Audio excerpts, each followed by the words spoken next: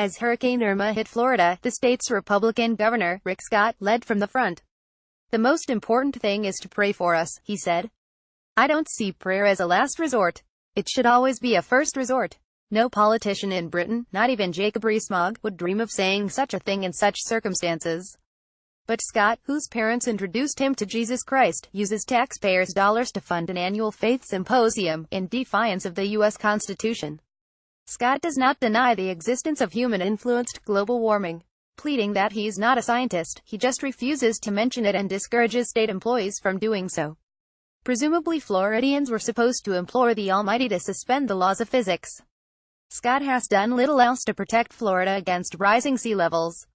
He dismantled its Energy and Climate Commission when he took office in 2011. Public works to improve defenses against floods and high winds have been left largely to local municipalities. Scott's leadership in Florida shows that Donald Trump isn't America's only problem, or even its biggest. Bombarded by Brexit, a manufacturer gets state support for a new aircraft that will be built partly in a Belfast factory. Brussels is expected to rule that this is unfair and impose fines. The future of the factory, which employs 4,500 people, is threatened. Another reason to leave the EU? No, because I've made a tiny change to this story. The expected ruling against the Canadian firm Bombardier after a complaint by its American rival Boeing won't come from Brussels but from the U.S. International Trade Commission in Washington, D.C. Brexiteers should learn two lessons. First, it's not just the EU that imposes pesky rules on how international trade is conducted. Second, Donald Trump won't do us any post-Brexit favors. Boeing was likely prompted to complain by his America First rhetoric. Theresa May's plaintive phone calls to the White House asking the president to give us a break, and doesn't he know her government's survival depends on Ulster Unionists, will almost certainly fail. Paranoid style from many in the West, Aung San Suu Kyi ticked all the boxes: beautiful, clever, selfless, patient, dedicated to democracy and nonviolence, and a devout Buddhist. Now that she is implicated in Myanmar's ethnic cleansing of its Muslim minority, the Rohingya, Westerners react with pained bemusement. What happened to the woman whom the common speaker, John Bercow, hailed as a heroine for humanity? The clue is in the Buddhism. All that meditation, chanting and vegetarianism may attract some sections of the British middle classes, but it is still a religion.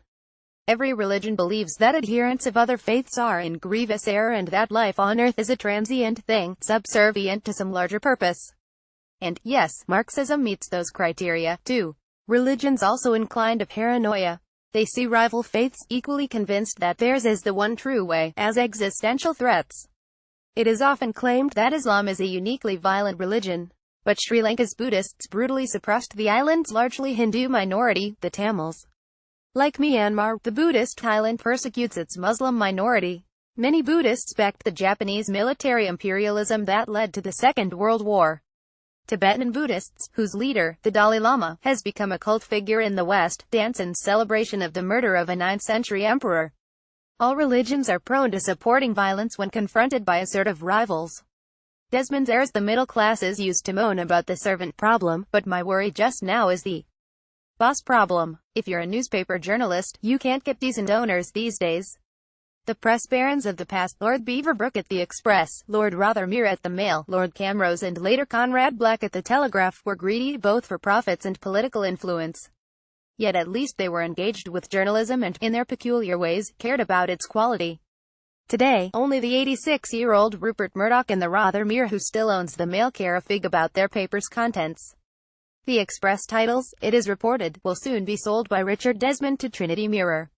After nearly 17 years of Desmond, they are shadows of their former selves, taken seriously by nobody and with only a third of the circulations they had in 2000. Desmond has made at least £330 million from the papers while cutting editorial staff by 2/5.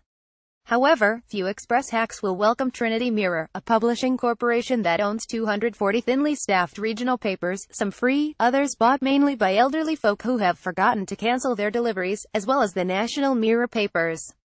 It is ruled by accountants who try to make their shareholders a bob or two while managing decline. Journalists will find it similar to working for Desmond but without the swear words. The only way is Lawton, living quietly and unfashionably in Lawton, Essex. I expect people to look down their noses when they hear my address, associating me with the tasteless bling and vulgarities of ITV's reality soap opera The Only Way is Essex. But times are changing. Until recently, Lawton had 3 nightclubs that were apparently magnets for the Towie crowd. Now, after residents' protests about late-night noise, they have all been closed and replaced by 2 gastropubs and 1 fairly classy Italian restaurant.